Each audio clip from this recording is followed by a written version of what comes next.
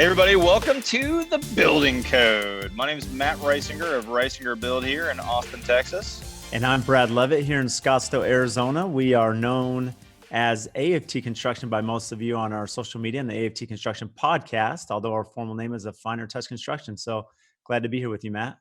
Thanks, Brad. We're here as part of the Building Code Takeover series. Now, you guys are probably old school listeners of the Building Code from Buildertrend, but Brad and I have the floor to ourselves today. It's kind of cool, Brad. We can do whatever we want, right? I know, full flexibility. Let's go. This is week 2. Now, Brad and I, you guys probably know we're both Buildertrend users, and we'll both be speaking at the Building Better Summit, which is later this month. I hope you guys will join us for that. The first ever summit presented by Buildertrend will feature the latest trends, showcase industry insights, and give you tools for building your business. Now, it's going to be awesome, guys. I need you guys to jump in. Brad, are you getting excited for the summit? I can't wait. I'm excited that there's going to be some amazing speakers, Matt. I know you're going to have your own dedicated summit, which I'll be tuning into. And there's, we're surrounded by an amazing cast. I'm looking forward to the presentation they've asked me to do. So it's a super exciting event. Can't wait. Yeah, me too. There's a lot of good insight advice. A lot of pros are going to be there and a lot of learning that's going to happen, which we're all needing right now because no one's been going to get anything live. So I'm excited about this. Well, you ready to get going on today's topic, Brad? Yeah, let's do it. All right. So we're going to be talking today about something we'd all like to avoid: mistakes. Now, I'm a little older than you are, Brad, so I've got a few more in my back pocket than you do. I don't know about that. But anybody listening to this who's a builder, a modeler, a contractor, they will relate because we've all made them. Here's kind of a rough outline. Here's a few things that I think we're going to jump into in the podcast. What are a couple common mistakes that are made in construction? What are a few tips that we're going to give you on how to avoid mistakes? How does communication and real-time updates play a part in avoiding those mistakes? We're going to talk about the importance of keeping your clients involved through the building process. And we're going to talk about Buildertrend too, and how using technology like Buildertrend can help prevent those mistakes. So with that in mind, Brad, can you think of a couple of common mistakes that you think are made in the industry or that you've personally made over the years? Yeah, I mean, we can get into specifics as far as some personal mistakes, which I have plenty, as you mentioned, just from as a builder with clients I've learned. But when I think of an overall building plan, program, if you will, this is something I speak about a lot. It's something over the years where I've gained more experience in the pre-construction.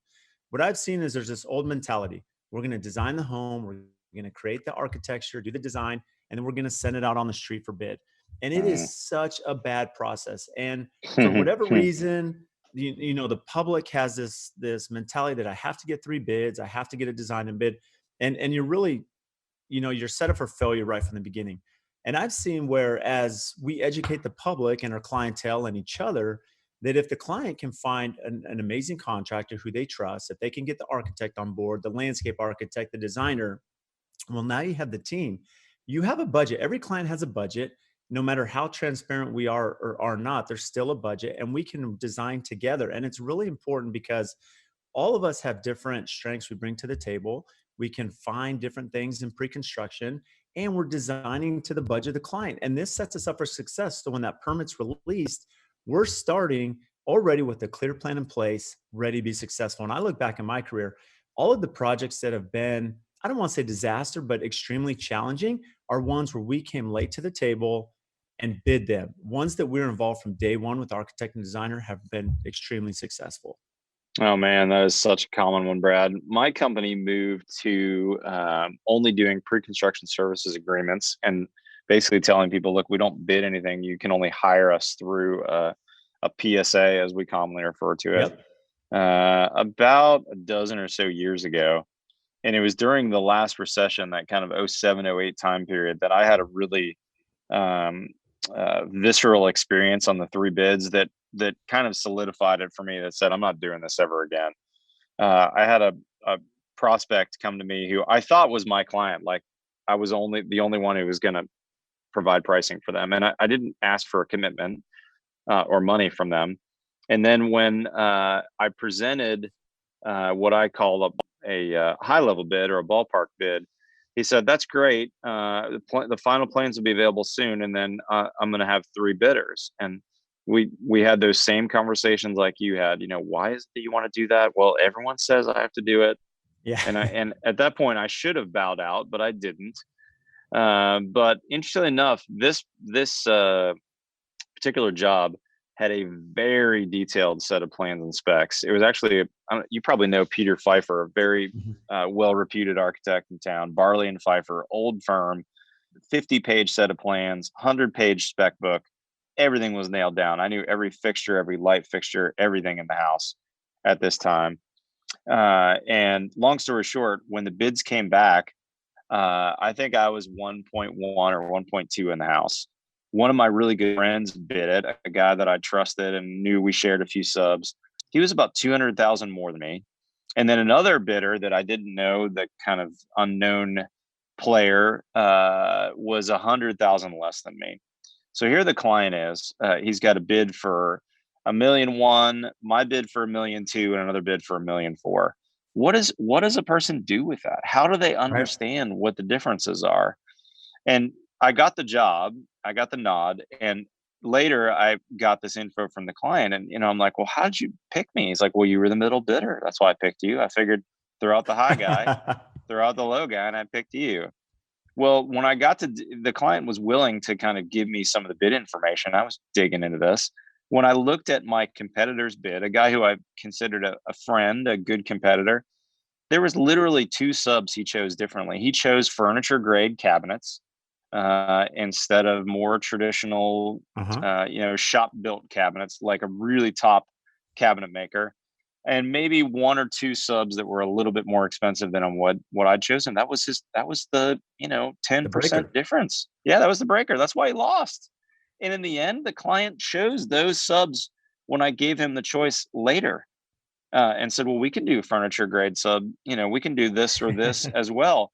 The project was $1,000,004 or $1,000,005. I forget what it was when it was all done, and he had a terrible process to get there.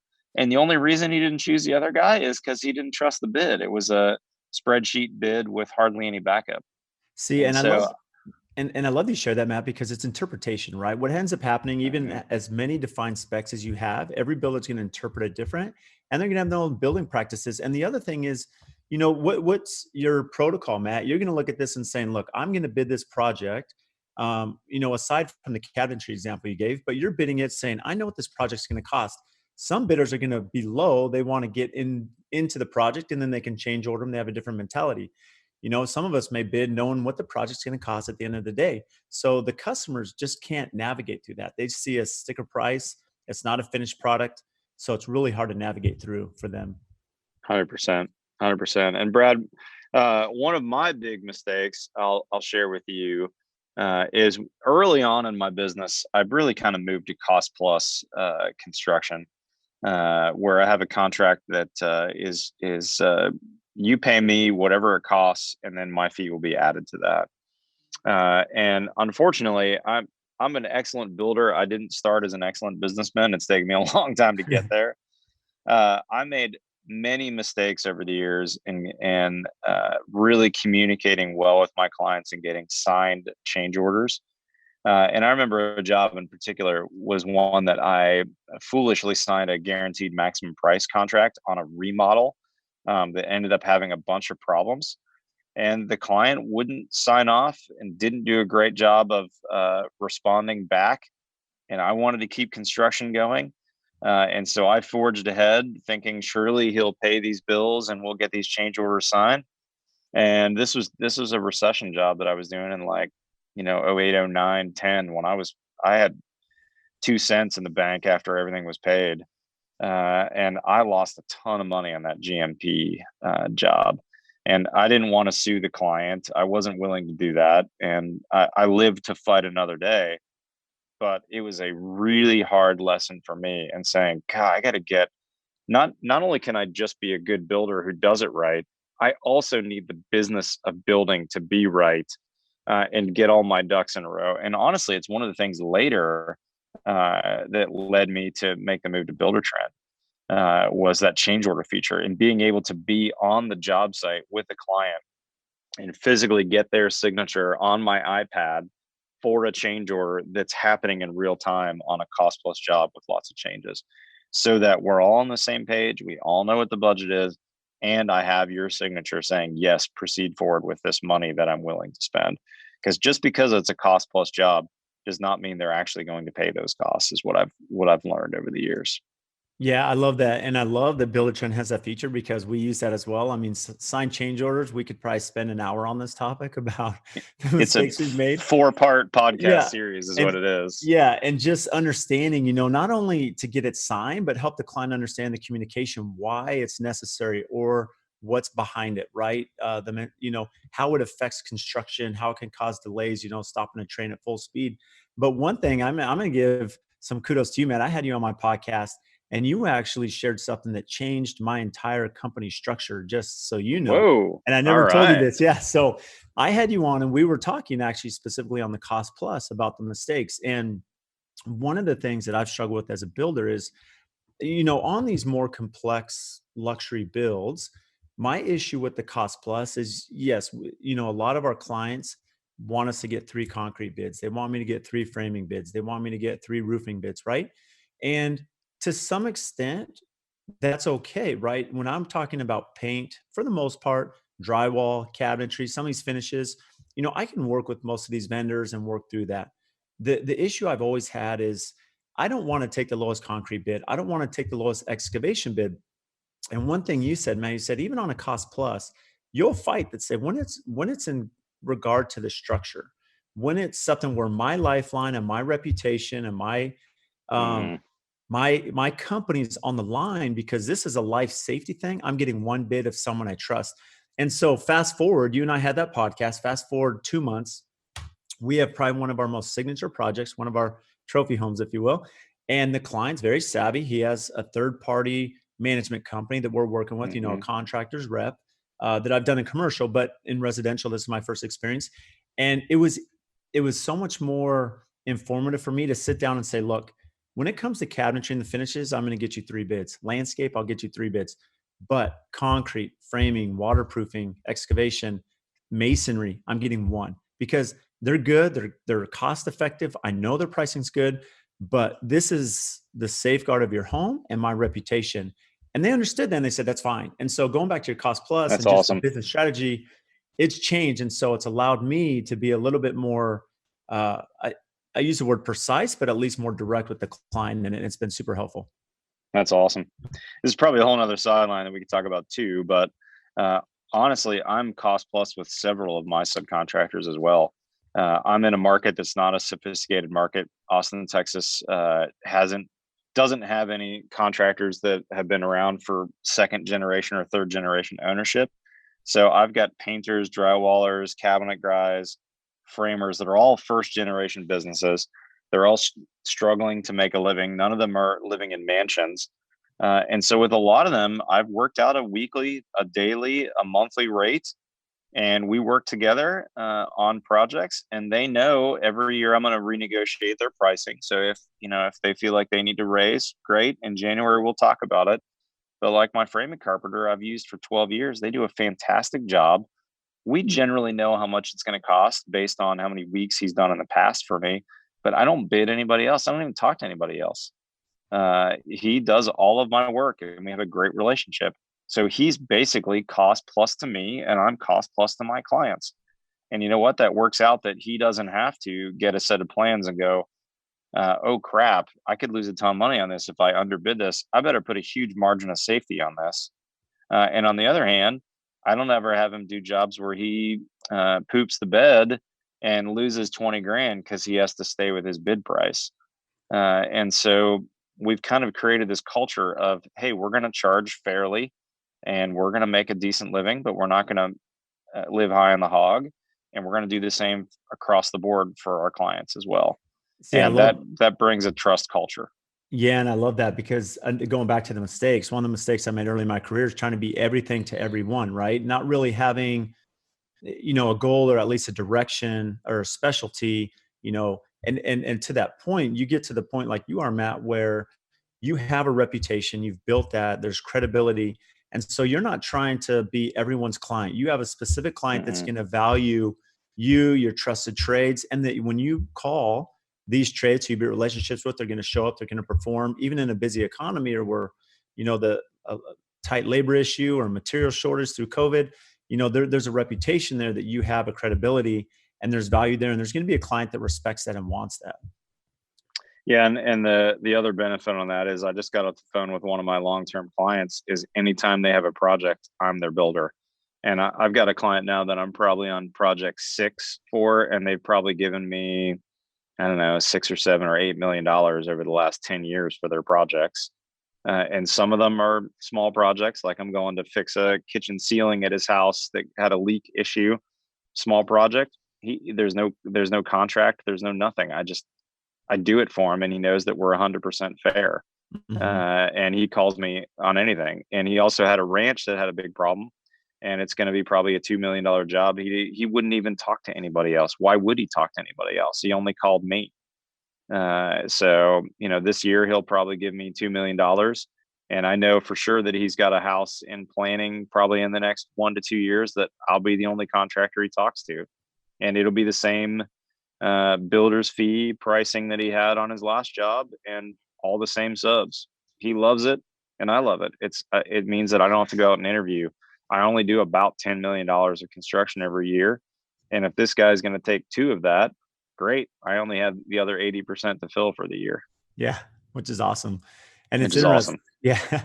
And going back to the mistakes, I think about just speaking on this topic of the pre-construction and cost plus and going through the design specs.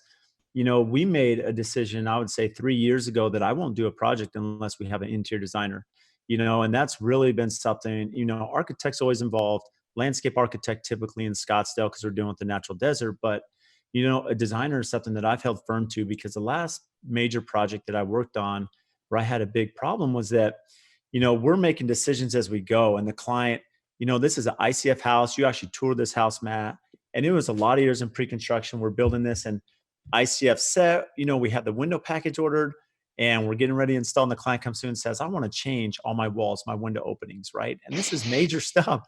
Then fast forward, that was a huge problem, which I could spend 10 minutes on. But then you fast forward to drywall stage, and everything was going to be trim. We're going to have door casing and base. And then he decides we're getting ready to have the drywallers come out. He says, I want to go curve jam. And I said, well, the issue going curve jam is now I have to get, my door jams, get them stained. They have to be curved. This is a 6-week delay. So the project goes on a dead stop for 6 weeks. So that really, it cost me time and money, aggravation to the client. And now by having a designer, I know when I break ground, my decisions are made. I know that it's not that they can't make changes, but yeah, I know the specs, I know the finishes. I can have some pricing securities for myself and the client, and then I can build quicker. And so we've moved to that, and it's actually been really successful. Yeah, that's really smart, Brad. Brad, let's talk for a minute about communication and real-time updates and kind of how that plays a role in avoiding mistakes. I've built a lot of projects for out-of-town clients. Austin is home of the University of Texas, and a lot of kind of former UT students tend to want to either retire here or have a second house here. And so I currently have a California client who I'm building for remotely. And I currently have a Houston client that I'm building for remotely. So for us over the years, one of the things that we've realized is we really need to be good at communication with that client who's not going to have a weekly or even a monthly, for that matter, site visit. Are you guys also experiencing that? I suspect that Arizona might have some out-of-towners as well moving there. We do. It's interesting. So I would say 60%, maybe even 70 are out of town, right? We have a lot of clients. Yeah. And that's a majority. I have probably 30-40% primary residents. The West are from the Midwest. We have a lot, Minnesota, Nebraska, Iowa, South Dakota, right, that have second homes in Phoenix, a lot from California and Oregon, Washington even. So we do have a lot of the seasonal traffic, being that, look, Phoenix is super hot in the summer. No one wants to be here in July, but from October to May, they want to be here. They want to be golfing and enjoying it when it's snowing back home. So, totally. Communication is absolutely a big component of these clients and what they want. I've got a story on communication that actually ties this back to Buildertrend. I think I mentioned this. I can't remember. I've been on Buildertrend for almost 4 years now, and we started using daily updates as a feature on Buildertrend, photos and kind of snapshot updates almost immediately. It was one of the first modules, things that we implemented right away as we transitioned from our old platform to Buildertrend. And man, I immediately found that clients, they realized that we were posting pictures, they were on their portal every single day, seeing what was going on. And it really allayed the fears of, is my project sitting idle? And the other cool thing was it's recording weather data, things like that. So they could go, oh, nothing happened today. Oh, yeah, I see it rained like a dog, getting dogs all day. No wonder they weren't working on the foundation. So Buildertrend has been key there. But one really interesting thing was recently I had a client who's hard of hearing, not quite deaf, but close to it. And so the typical Zoom call type communications were not great. And of course, email communication in general is not a great way to communicate with a client. We almost did all 100% of our communication with this client through Buildertrend. And man, the project just wrapped recently. Fantastic project. And all of our fears of communication and how are we going to make sure that expectations are met when we can't communicate in the primary form that we have for years. And man, it turned out really, really well. And that ability to have those real time updates, photos, straight from the job site to the client who was in a spot where they could be checking and responding often, always. It turned out to be an amazing job, and honestly, probably even better communication sometimes than our clients who are super busy CEO types who can barely look at their phone because they have too many meetings during the day and can't get to those critical things that we need for them to take a moment to look at. It's so funny. So I'll have to share an experience that happened recently. We had some clients from Minnesota and they came down and they're doing it the right way. They're interviewing builders to put the team together right from the beginning. And actually it came down to two. It came down to another builder and myself, who's actually a fellow member of CBUSA, which I know you are too, Matt. And Yep. we're at our CBUSA lunch and they ended up selecting us, fortunately. And this other builder who's very well respected in Scottsdale comes to me and he says, Brad, I'm so upset. He said, this client, I asked him, why did I lose the job? And they said, well, Brad has this owner portal and he has this daily logs and he has Buildertrend. And he's like, I have it. I didn't even think to tell him that. So we actually won the job because of that. And we also have another client from Nebraska that the reason they chose us was, they were looking at, look, being out of state, they wanted a contractor that communicates and use Buildertrend. And so that was a huge win for us, two clients that we won these projects from that software. But to that point, my background early in my career, I worked for a large commercial contractor. And in commercial construction, right, it's a little bit more tight knit. It's a little more regulated, as we know, especially if you're working in high rises. And I was working in downtown San Diego on a very complicated project, and daily logs were essential. We come in, into the GC's trailer every morning. We write how many staff members are on site, what we're performing that day, scope of work. They track this, and that's a mentality we brought into the residential side. And it wasn't until Buildertrend, and we started probably similar to you 3 to 4 years ago, that we use daily logs. And my team is very savvy, I should say, on daily logs. Every day they're putting photos in, they're documenting the weather, because not that we have a ton of weather issues, but we do get rain. And if it's concrete pour, we're pretty soft out here in Phoenix. So there are delays and it helps us track that. But more than anything, we're tracking manpower. So even outside of the client relationship, which is really important, especially from out of state clients, I look back where maybe I've had an issue with my framer who's behind schedule. I can go into the daily logs and I can track. I can see how many the manpower, the crew sizes that were there, what days they showed up, what they didn't. Wow. And so for me, that's actually internally as a company. When I sit down with the owners of my trade partners, I can really be critical or give them a good analysis of the performance, and that's been valuable. And then in addition to that, when you think about just the marketing side, before and afters, progress, as they're taking photos and uploading it, I have this on the cloud. I can go back, so I can use it for marketing. I can use it for audits of my trade partners, and then most of all, the clients, see the value there. Yep. Big time. Brad, we talked about Buildertrend in particular and how it's helped us avoid mistakes in communication and change orders. How else can Buildertrend or other tech, even on your jobs, help prevent mistakes? Can you think of any other examples from your jobs like that? Yeah, I can. So now, we've really looked at our systems, especially these last 2 years. And in addition to Buildertrend, probably the other software we use most is Bluebeam, right?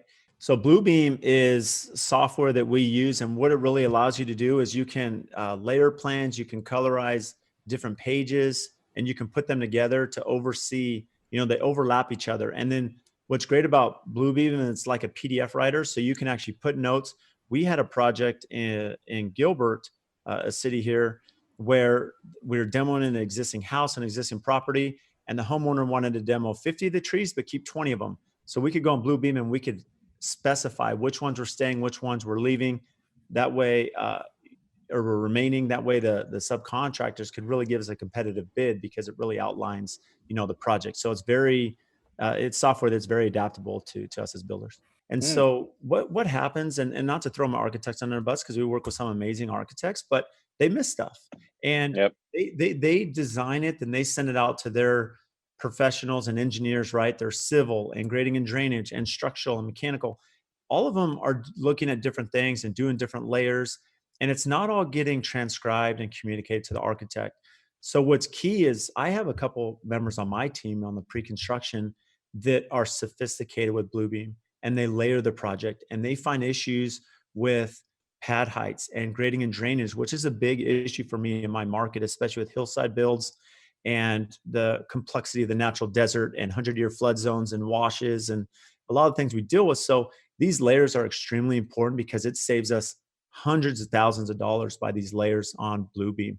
It's essential. And then Buildertrend, we can capture Bluebeam in these PDFs and put them in the Buildertrend, which is now an online portal, online documentation, where we can send that to the subs.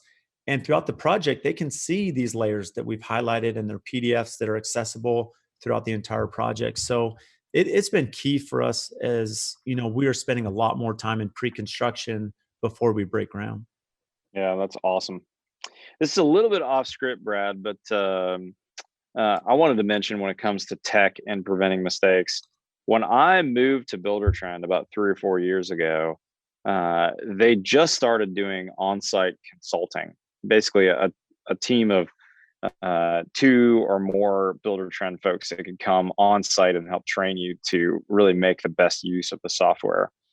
And my team had two people come from Nebraska, from BTHQ, and they spent, I can't remember, it was 2 days or 3 days now. It's been a while ago. But man, it was a total game changer for us.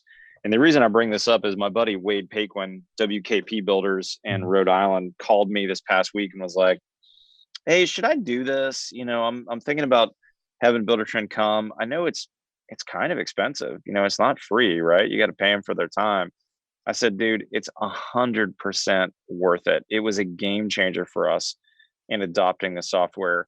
And the key with adopting software, whether it's Buildertrend or any others, is it needs to be adopted 100%.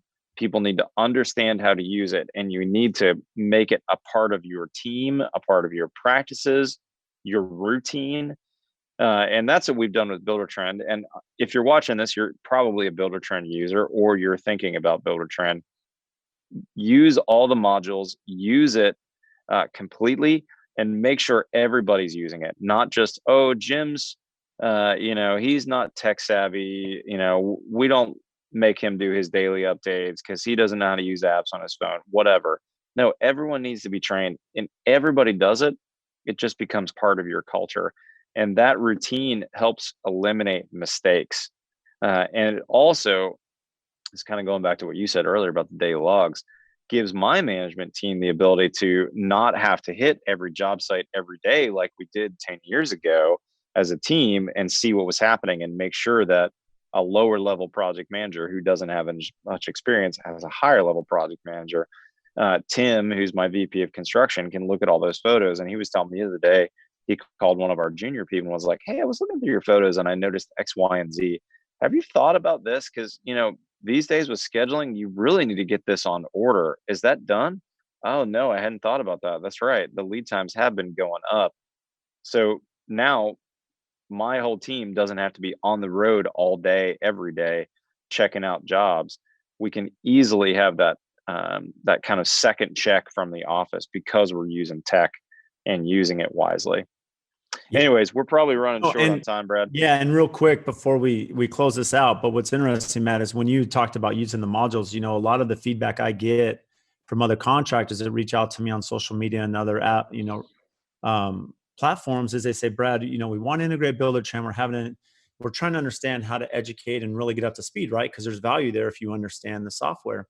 And what we've done is, I assign my project manager, you need to be the expert on the owner portal. And so he does the one-on-one training. He becomes an expert and he can train the team, my team. Then I have another superintendent that is expert on daily logs, another one that is on tasks, another one on change orders. And so another one on scheduling.